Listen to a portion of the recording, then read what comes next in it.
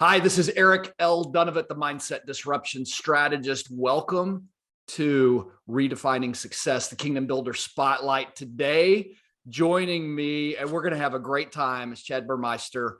We've got a story together on how we met and how God brought us together that was really a kingdom story. And I think we're going to get into that.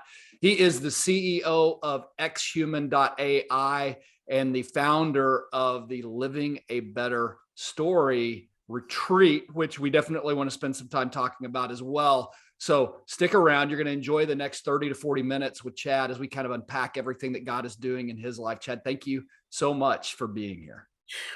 Eric, it's awesome to be here. And when you introduced the podcast just now, Redefining Success, over my shoulder, it says success. And It underneath does. it, it says some people dream of success while others wake up and work hard at it. And so I think there's some dichotomy going on there because a lot of people think, God, hey, just bring it all to me. Yeah, And yet if we just sat on our couch all day and did nothing, then nothing would really happen in our that's lives. right. So a lot of times, right, what I learned from you at that very first Living a Better Story retreat was a simple thing: pray, Mm, read the Bible, yep. and act. Right. And so act is the important part of that. So, follow success, pray, listen to God, Yeah. and then do what he asks you to do. Pretty simple equation. That's pretty simple. Pretty simple. Chad, you and I have enough history together. I don't want to lose our listeners over you and I having a cup of coffee and a visit, while we're here together. Why don't you give my listeners just kind of a 30,000 foot view of you and who you are so they have a little bit of perspective?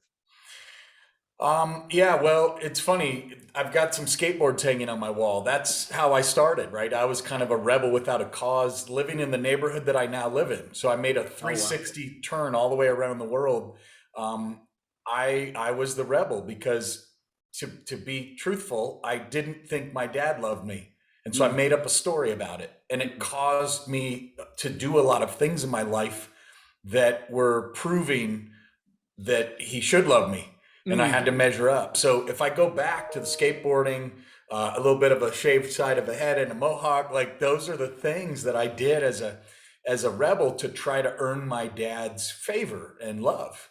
Mm. And so what's wild is that I've traveled to New Zealand, to Hong Kong, to Italy. I lived in North Carolina. I lived in Arizona. I lived in California. I've I've seen and discovered the world, and now it brought me back to within 2.5 miles of my parents' house so that I can spend more time with them. And now, while we moved into the new house, dad's out there shoveling the driveway, helping me put up shelves, helping me unpack.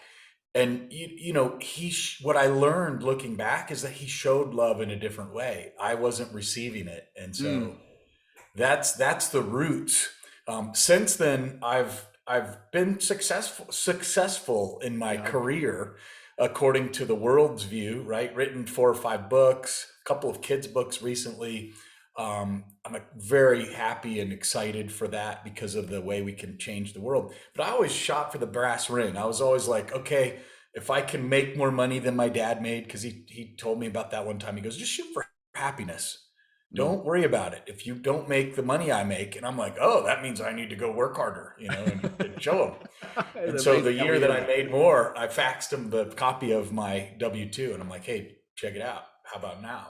Do you Mm. see me now? Yeah. So, all those stories. I started in transportation sales right out of college. And then I learned that there's 8% margins. So there's not a lot of pieces of the pie to go around. Yeah. So then I did an MBA in information technology, and then I went into software where there's 80% margins. So you build a piece of pizza, and hey, there's 8 out of 10 that are left to give to people. And that's Yeah. where it's like, oh, being in a better margin business was important. Each of the moves from transport to software company one to, 1, 2, 3, 4, 5, 6, 7, 8, 9, 10, 11, 12 probably or so. They're all they're challenging at times because you're Mm. having to stretch yourself and learn and grow. Um, but at the same time, very rewarding because now all of that learnings and knowledge is just unconscious competence. And so people ask you questions. Someone called right before this call. Chad, what do I do? I've got a guy who doesn't have any meetings for the next 6 weeks scheduled. He makes $160,000 a year. What do I do? Mm. We were able to talk through the way to do it, that the way God would want you to do it, Yeah. the right way. Yeah. So Yeah. that's the background. I've built a couple of different companies, software as well as living a better story. My business card now has the two things that I do. X-Human, which is technology that helps people reach out to their prospects more effectively. We Yep. call it exponentially human. Mm. And the hidden secret is if you tip the card, I love that. Yeah. right? I love that. So I'm just happy to be alive. I'm turning 49 in a week or so. And God made me for a purpose. Yeah. And over the years, leaning in and discovering what that purpose is, and then knowing that I'm only at halftime in the game and I've got Mm. another 2 quarters to go live out that purpose. Yeah. And that's extraordinary. Absolutely. Absolutely. Ted, talk a little bit about, you said that you've started to kind of uncover your purpose. I think especially for people who are listening, and you talk about like success is purpose or making more than your dad made. I mean, sometimes we get this idea that purpose is caught up in the stuff that we have or our overall accomplishments. Talk a little bit kind of about your journey to uncovering purpose and what that's looked like versus maybe what the world would define as success. As you've got on the wall, we said this is redefining success. Talk a little bit about that, about how the world would measure what the right purpose is versus kind of what you've discovered along the way. Well, here's an interesting conversation. Robert White, who's part of Living a Better Story, and Yep. he's educated 1.3 million people on real human transformation stuff. And so when they brought in an outside CEO of one of his 4 or 5 firms, they changed the goal from butts and seats, which means we're going to transform this many people's lives, right? Like the thing. If I can get people to come to the 4-day event and then go to the advanced event, everything else will take care of it. I don't care about revenue. I don't care about costs. Let's just go for that. Yeah. The new guy came in and said, "Hey, wait, I've been around a while. We got to go from 50 million in sales to 100 million." Mm. Everything imploded very, very rapidly. Yep. Very rapidly. So if keeping the main thing and understanding what the main thing is and what your life's purpose is, there's a really cool website, onpurpose.me. And I've got a code that I'm happy to share with people. It's like $8, maybe 15 to buy this. And think of March Madness, right? We're probably in that season right now. Yeah, you're getting close. You're getting close. We're getting close.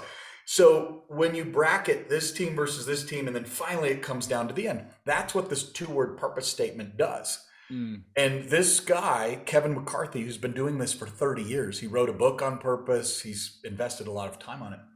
He'll go into an inner city and he'll go, "Okay, what are you guys interested in?" "Oh, I want to meet girls," the 16-year-old, 15-year-old kids in the inner city. Well, when he does this bracketized purpose statement and it goes, "What's more important to you, meeting a girl or discovering your purpose?" "Discovering my purpose." Like you're innately driven to truly uncover what your purpose is. Yeah. So when you do this exercise, my purpose at the end of it was embracing grace. And I'm like, yeah, duh. Like when Jarvis came out of the woodwork and his ministry is called Saved by Grace Ministries, and I'm helping him, donated my Rolex watch to his cause. Yeah. That was a big deal. Yeah, I bet. $1,500 worth of watch. And it's like, that's because it's so on purpose, right? Yeah. Showing people that God's grace, no matter what it is they've done, no matter what it is has occurred. One gentleman, he was arrested 33 times. He found Jesus in prison 7 years ago, sobered up. And now I would bet money on Billy that there is no way he will ever break that relationship. And he walks the path straighter than most people that go to church on Sundays. Wow. So discovering that purpose. Here's another one, Eric. Check this out. This was in the last 24 hours.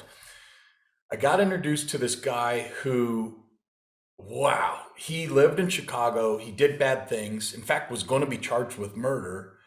And then he prayed and prayed and prayed. This was decades ago. He gets pulled out of Chicago and charged with. He didn't say I did it, but he did say was going to be charged with. So whatever all that means. Yeah. We get pulled to a farm in Iowa, mentored by this Iowa farmer on being a Christian, being a good person. He goes on to train and create the programs for Ford and Toyota, like the number one salesperson in the world for auto dealers. And then his wife dies in 2010. His son dies. She committed suicide, if I remember right. The son dies. And you're just like, holy cow. He goes into 2 years of downward spiral again. Then he goes into real estate and becomes like the number one realtor salesperson in the world. Really? And so he gets to talk to people like Les Brown and give them guidance and understanding. And yet when we talked about purpose yesterday, he said, I'm coming to your next event. I saw some of the videos and I'm really struggling with my purpose. So I had him fill out the form and do the brackets. And it came down to imparting wisdom. And it's like, okay, how's that feel for you? And he was just like, yeah, that's my whole life's work. Like, that's what I do. So, man, it's not about the dollars. It's about who do you impact? For me personally, it's eternity. Like, let's not optimize for today, tomorrow, or the next day. Yep. And that's where you and I are just in so alignment. Like you taught us at that event, your job, your responsibility is 2 generations down, right? My kids and their kids. Yep. Yeah. After that, hey, now you're on your own, but kind of. But it really is up to them that you pass the baton. Times change, and then it's up to the next generation 2 down. So optimizing for eternity and making decisions that when everything ends, did I not do my part? Was I the person? Did I be the extraordinary person God made me to be? So I want to challenge you a little bit on this, because here's what, I mean, I'm listening to you talk about all this and this sounds like fantastic. But if I'm listening in, I start to get a little skeptical for one reason, Chad, is because it all sounds like it's been sunshine and rainbows. So I know you well enough to know that there've been bumps along the way. There've been places of like where this didn't work. There've been places of like where you were stuck and you had to call out to God and you had to learn this for yourself. This isn't something you've always known. And I know this to be true for you because I know you, but also this is true for everybody. I mean, for anybody that's listening, that's like stuck, like, man, Chad sounds like he's got it so good. It hadn't always been so good. So tell a couple of stories, if you could, just about kind of how you came into this, where you struggled, where really God found you, right? Because a lot of times that's exactly what it is. We like to say we found God. I think more times than not, God finds us. He finds us. Well, I was lucky enough that my parents and my grandparents were very supportive, brought us to the church on Sundays. And, and there were times where I'm like, oh, I don't feel good. And then I'm out playing hockey in the street while they're at church, right? Like, but generally, I was imparted a lot of the stories. We had a great book, Marion's Book of Bible Stories, and it's got pictures, and I still have the copy from my great-great-grandmother that was passed to my mom, and now I have the Bible. Yeah. And so I always knew the stories, and I knew what to come back to. So that was helpful to gain an understanding as a kid. I would say I had an advantage because I was given that wisdom. Sure. Now, when you go off the path, even in college, I would go to church once a quarter or something, right? And certainly on Easter and Christmas. But I did always have this. Well, when bad things happen, like a head-on car accident, and my friend almost dies, but he meets an angel on the ride from the accident scene to the hospital in Arizona. Yeah. That's an eye-opening experience where I'm like, oh, wait. And as a result of that, a year later, I proposed to my then girlfriend for 4 years. And it really woke me up and said, what's important to you? And God showed up in that moment. It wasn't just the thought of God. Yeah. It was an angel that literally the people behind us, when they wrote up the scene of the crime and you read it, they said it looked like my friend was picked up and placed 20 feet away. Wow. Right. And he scraped his face, he bumped his head. But when I went up to him and I, imagine you're laying there and it looks like you're dead. And I was like, Brian, I shook him a little. And then he finally comes to and he goes, dude, how's my face? And I was like, okay, Brian's okay. He's going to make it through this. Right. because that's what he cared about. But that was a traumatic moment that had a silver lining that caused me to look at life in a different way. I hadn't experienced trauma like that for 20 years. That happened in like 99, 2000. Yep. And then in 2021, I experienced 3 traumas. And most people, like I said, I hadn't had one that big for 20 years. Right. And then I have 3. Yeah. And so everybody on my podcast, 100 people now on Living a Better Story, when you ask them about the buzzsaw of life and the trauma and where did God undeniably show up for you, a Timmy question that he gave me, that you knew Timmy from the event. So where did God undeniably show up? They tie the 2 things together. Okay. So here's my message to your audience. If you're going through a trauma right now, look for God in it. Yeah. Because I got married. I had 2 brilliant, amazing, beautiful children as a result of my trauma. And then I had 3 last year. I launched Living a Better Story. I moved houses. I met you. I met Deb. I met Jessica. There's just dozens of ripple effect that occurred as a result of those 3 traumatic events. So you could tend to shrivel up and shrink and go, wow, how am I going to ever do this? Or you can say, awesome, God, man, this sucks. Can you please show up for me because I need you? Yeah. You know, that's what's happened. I'm going to pull this out of you. I'm going to make you tell it. I mean, so we had did your son's accident happen right before the first Living a Better Story event, right in the middle of was it? Yeah. 2 weeks prior, man. February. Okay. So 17th. let's frame this for people who don't know. Let's go back in time a little bit. You've got to tell about the vision of Living a Better Story and then how you and I got connected. So start with and even before that, let me set the precedent with the first traumatic event. Okay. Cancel culture media is a real thing. Yep. And I was thrown darts at me and my company. And as a result, we went from 1.4 million to 650,000. Boom. Yeah. Instantly. And it's attributable to a 90-second hit piece story done by the media. So I'm going in going, wow, I'm condemned, not just by the media, but by peers and friends and even a little bit of family, like, oh, whoa, Chad, what is going on? So I got to feel what it must have felt like to a 1/10 of 1% degree. What did Jesus feel like? He didn't do anything wrong. All he was love. Yeah. And yet the world turned on him.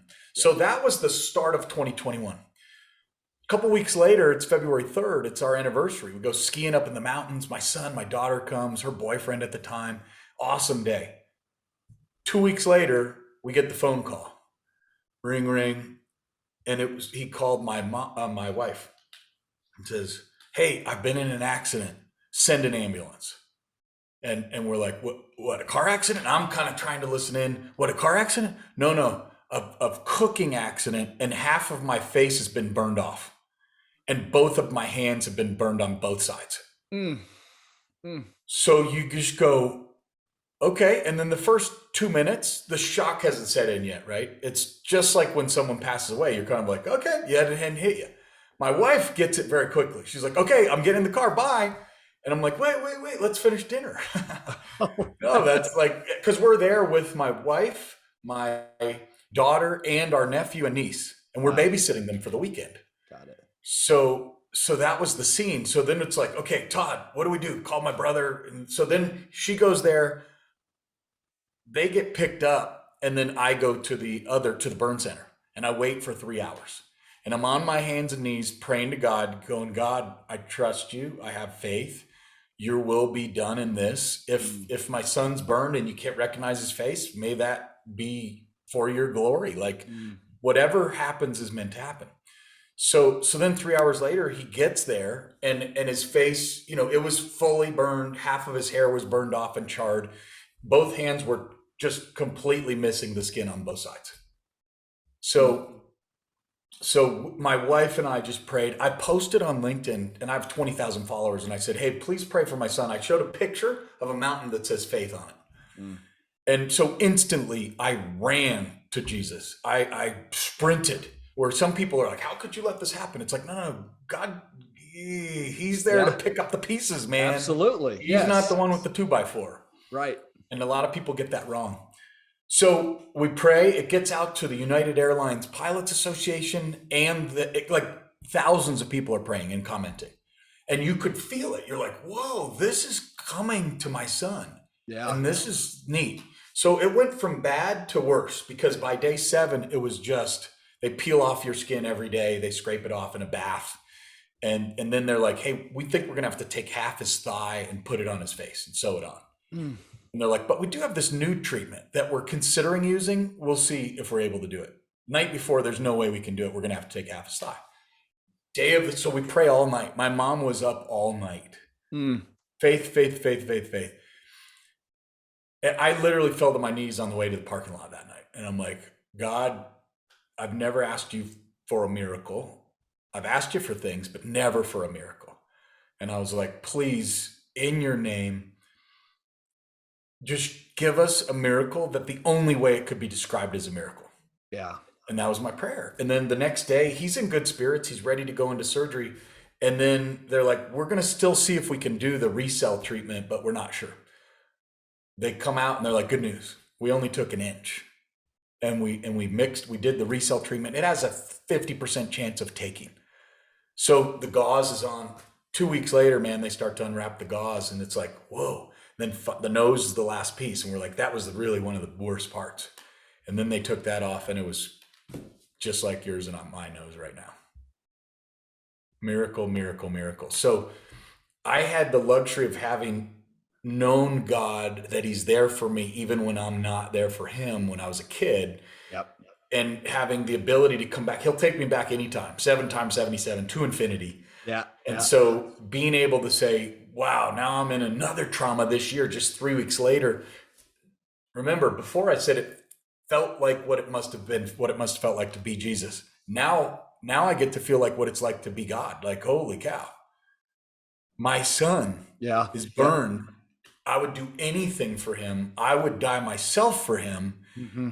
And now he's experiencing these burns.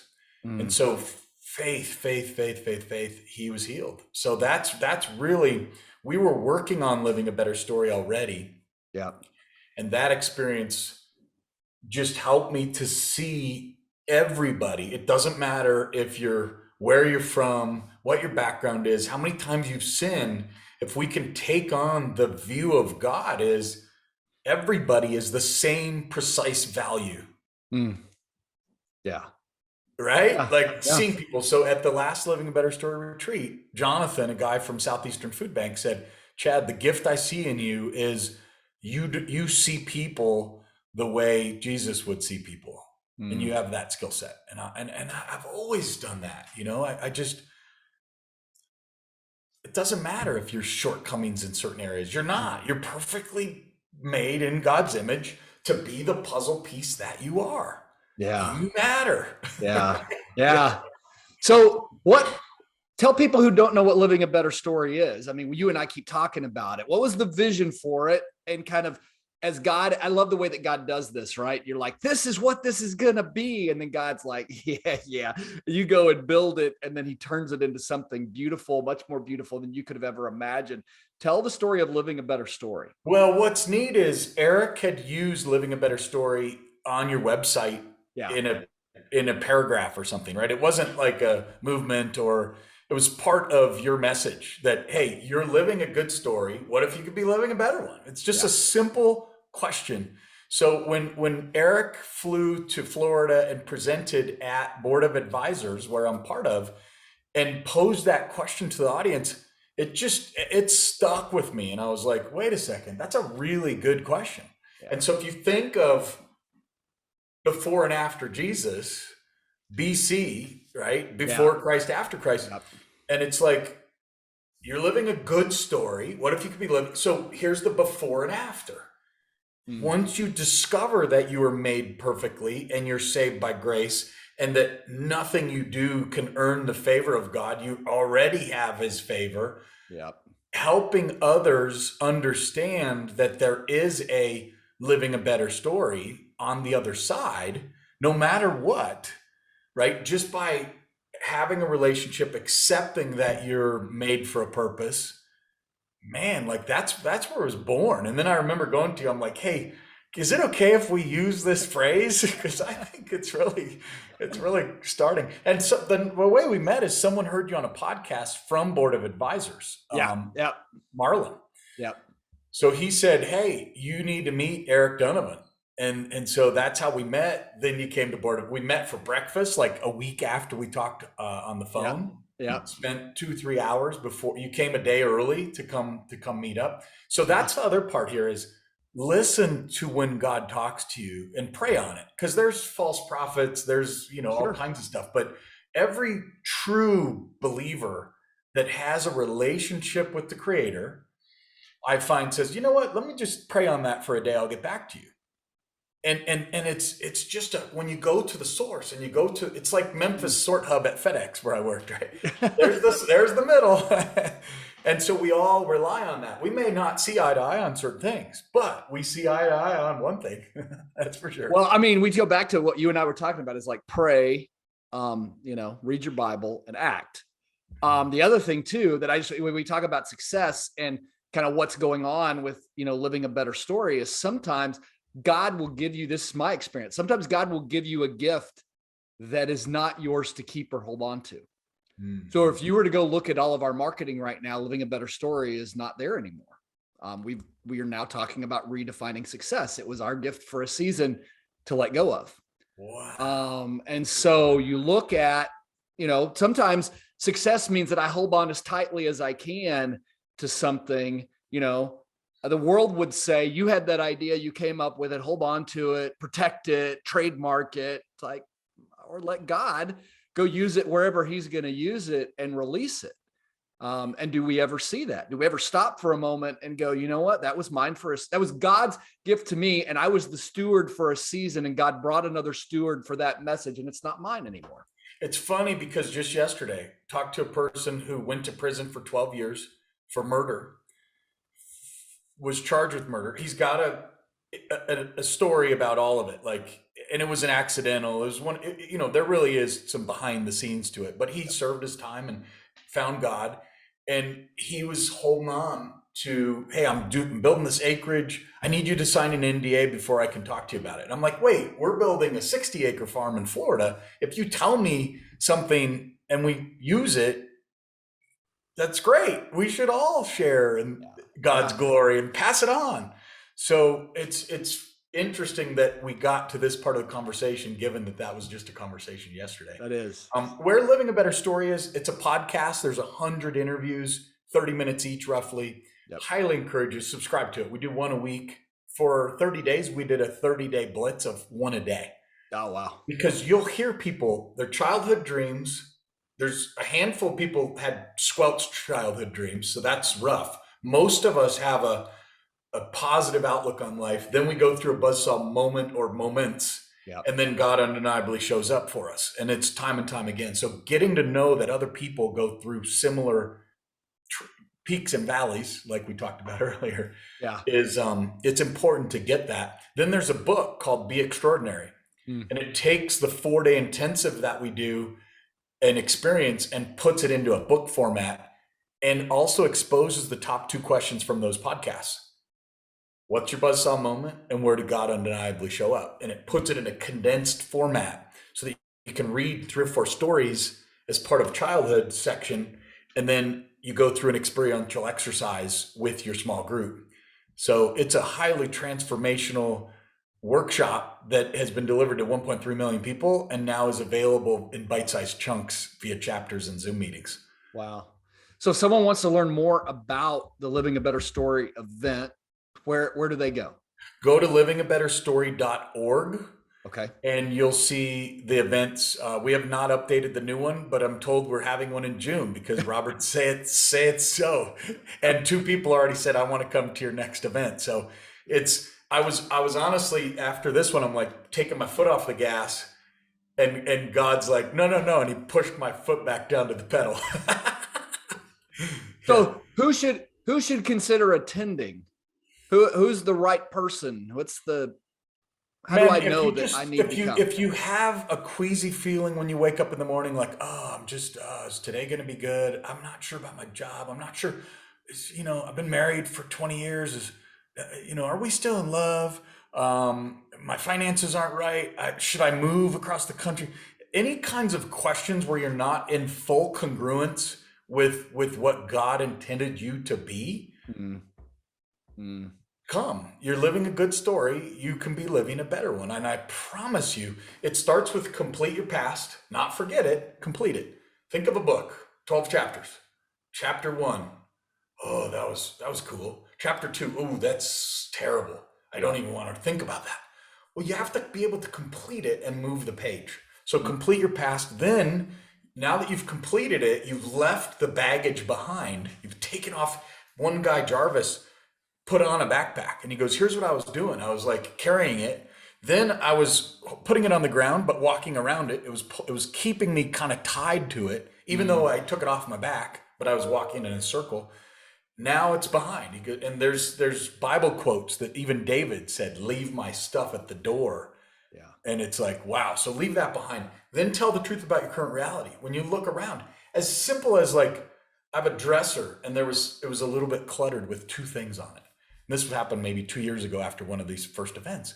And I'm like, why is that there? And it just causes you to slow down the tape.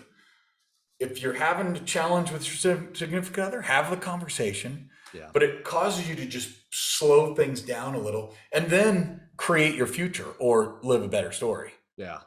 Yeah. So that's the three things we help you do on one of the weekends. And so what it typically takes place on a weekend, during the week, where, what's the, Fly in on a Wednesday, leave on a Sunday. We have dinner Wednesday night, and then it's 10 to 12 hour days, usually more like 12. yeah. But you don't feel that it's 12. We were starting to do them at different places around the country, and then God showed me, okay, get a place in the mountains. And I was like, well, okay, so, or get a place 2.5 miles from your parents' house. So that's where we ended up. So Okay. we've got the room to have 4 or 5 people stay at the house. Okay. And then when we get to 10, 12, 15, then we rent an Airbnb a mile away, 2 miles away, and then we bring everybody back in the next day. So Wow. Wow. yeah, So that's good. what's happened in a year. Hey, so you talked about Be Extraordinary. What about any other books and other than the Bible? Because a lot of people refer to the Bible, which is a great book, but any other books other than the Bible you'd recommend to our listeners? You know, I mean, there's a new kids book that we just put out that goes with Be Extraordinary. It's called Okay. Be Your True Colors. Okay. And the intent is these fish are swimming upstream and they're all gray. It's like the show The Chosen, right? They're all gray. Yeah. They're just Yeah. swimming and they're kind of just going with the flow. This way, this way, this way. And then one fish goes, whoa, whoa, whoa, whoa, whoa. If we go downstream, the ocean is over there. And so then that one fish who turns discovers their beautiful colors, right? Orange and yellow and green and colors. And it's like, whoa. And so then the one fish starts convincing the other fish to turn the other way and go, wait, be you. Don't just follow the flow, learn what your extraordinary is. So being able to open a communication with your kids that it's okay to be themselves. Sometimes we want to impress our shortcomings on our kids. Mm, It's important that we don't do that. It's important that we let them be who they're meant to be and yeah. encourage that. And this book helps you do that. That's amazing. That's amazing. Chad, if somebody's listening and they're like, I want to get in touch with Chad, or I want to know more about what's going on. So we've got livingabetterstory.org. What are other ways that people can kind of follow the work that you're doing, the things that are going on with you? Yeah, the podcast is there. There's a blog there. The business side is xhuman, xhumn.ai. And so that was just recently done at the start of the year. I'm happy to talk to someone. I don't say, hey, I'll charge you $300 and we could spend, normally it'd be $3,000. I don't do that cheesy stuff. So if you want to talk and I can add any value in your life, maybe I can't meet once a week, but I'm more than happy to invest a half hour to an hour, just have a talk. So email me, chad@livingabetterstory.org. Yeah. And I'm happy to jump on a call. The only thing we didn't get into, I just want you real quick, the new messaging, which I love, you guys put on the sweatshirts and everything before we wrap this up, is what for Living a Better Story? What do you want to make sure that people know? Well, Daryl Stinson was supposed to be an NFL football player. He was college number 79 in the nation for amazingness, speed, agility. He raced some of these amazing NFL players. And then he got hurt, back injury. He prayed. He didn't even have God. He didn't even know of it. He didn't have that advantage as a kid that I had. So he prayed one day and said, God, if you're real, he was ready to take himself, out. And he prayed, he goes, if you're real, God, show yourself. Well, that mustard seed, a woman comes from across the way in the psych ward he was in and said, hey, Jesus told me to come say hi to you because I don't even come to your side, but I'm here telling you God exists. Jesus is real. And then his grandma comes within another hour. She's there, flew across the country and doesn't even fly. Wow. And said, hey, I'm here for you. So the message that when he started seeing the matter stuff going on as a 6'7", 240-pound African-American young man with a nice split in his teeth that he's very proud of these days because he's taken ownership of his extraordinary, he came out with this, you matter. And that's the thing. I would put even you matter to Christ, right? God's your real father. At the end of the day, right? We have adoptive fathers and they're our parents. Imagine God seeing you, loving you, creating you. Man, he never fails. So if we can remember that you matter to God, wow, that's a pretty big thing. And it really causes you to say, if I really matter to God, then I got to tell other people they matter too. That's beautiful. That's beautiful. Chad, thank you so much. Livingabetterstory.org. I think that everyone who's listening needs to at least go check that out. Listen to some of the podcasts, get to know a little bit more about what they're doing. It's beautiful to just kind of see what it's grown into since you and I first connected over this entire idea and concept. Chad, I appreciate you being here today. Thank you everyone for listening. We'll see you again next week. God bless you. God's peace.